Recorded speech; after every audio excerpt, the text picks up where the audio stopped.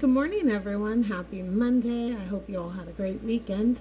Water of the day today, we're going to do one, I'm going to call this Deep Blue Ocean.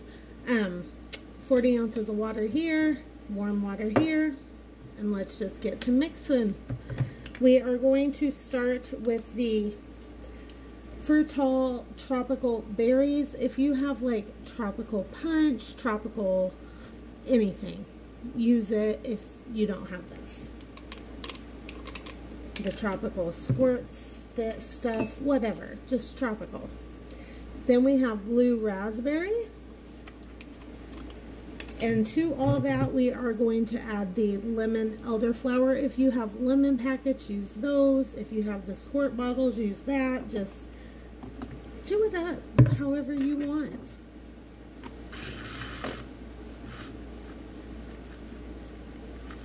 I really thought this would be blue with the blue raspberry.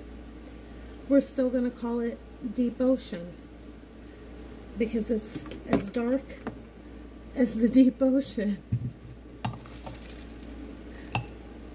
You gotta adapt, y'all.